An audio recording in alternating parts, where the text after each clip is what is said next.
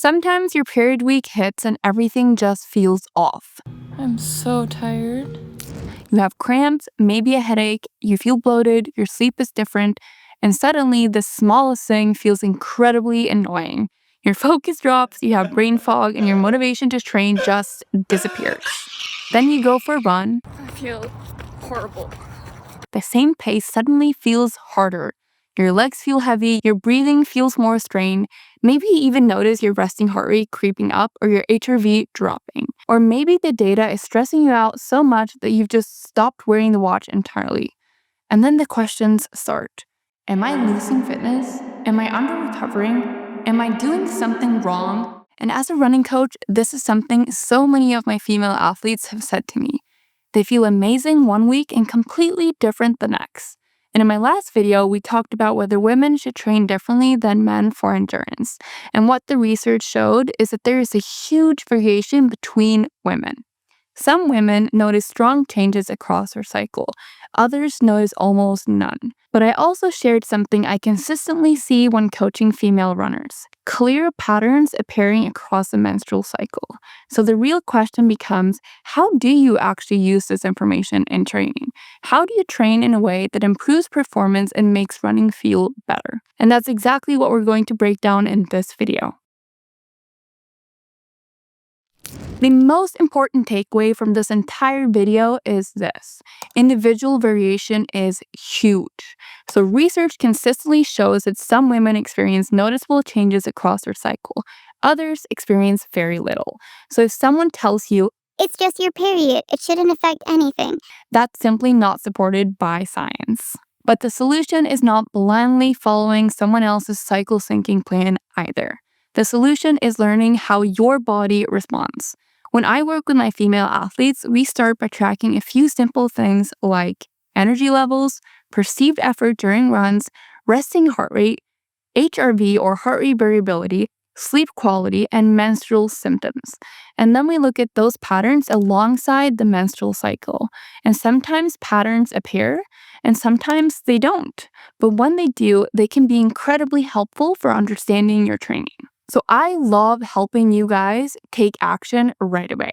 So if you want to try this for yourself, I recommend creating a simple training log. You can do this in a spreadsheet.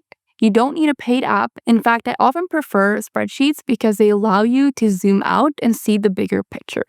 So I have a free Excel template that I will link in the description, and I recommend that you track your workouts, how you felt, sleep quality, energy levels, menstrual symptoms, and mood. And I recommend using a simple color system. So with my athletes, we use green, that means felt great. Blue means you felt good. Orange, you felt a bit off, and red, you felt weak. And when you color code your weeks like this, patterns become much easier to see. And this is also why in my running programs, we track time spent running and time spent at each heart rate target, rather than just distance, because everyone runs at different paces, and time gives us a much more personalized way of measuring training load. Let me show you an example from one of my athletes. When we looked at her training over several months, we noticed something interesting. During the late follicular phase, around ovulation, she consistently felt stronger. Workouts felt smoother, she had more motivation to push intensity, and that's also the phase where estrogen is typically higher while progesterone is still low. But during the late luteal phase, she often reported more fatigue, slightly worse sleep, higher perceived effort, and this is when progesterone is higher, so it makes perfect sense. Now again, I just want to keep emphasizing this because it's super important that this pattern does not appear for everyone. Some women feel no difference across their cycle at all, which is exactly why rigid cycle-based training plans are not strongly supported by current research. So instead, what we want is personal experimentation. So instead of rigid cycle syncing, I recommend something much simpler. Think of it as guided experimentation. If you notice that certain phases consistently feel harder, you can try things like scheduling deload weeks during menstruation or during that phase where you don't feel great. Being more flexible with intensity during fatigue phases. So what I'll do with my athletes is that I'll typically do more low threshold, so lower intensity when they're feeling more off, and prioritizing recovery and fueling. But the key word here is experiment. So you're not forcing your training to match the cycle. You're simply adjusting when your body tells you something is off. And this skill is actually important for all athletes. Even male athletes need to adjust training based on stress, sleep, illness, or fatigue. So your menstrual cycle is simply another variable in the system. So this is actually one of the reasons I fell in love with heart rate-based training, because heart rate reflects what's happening inside your body in real time. How cool is that? It responds to things like fatigue, sleep, stress, temperature, and hormonal fluctuations. So instead of forcing a specific pace, you allow your physiology to guide the effort, which naturally accommodates day-to-day variation. And this is also exactly why my running programs are built around heart rate targets and time on feet instead of fixed paces or desired paces you think you have to run to hit your PR. Because when your training adapts to your physiology, it becomes much easier to stay consistent. And consistency is what actually drives long-term progress, which we all know. Recently, I also created female-specific versions of my running plans. So these plans allow runners to notice strong cycle-related fatigue to periodize training around their menstrual cycle. But I want to be really clear. Not every woman needs to train this way. If you don't notice big changes across your cycle, my regular plans will work perfectly well.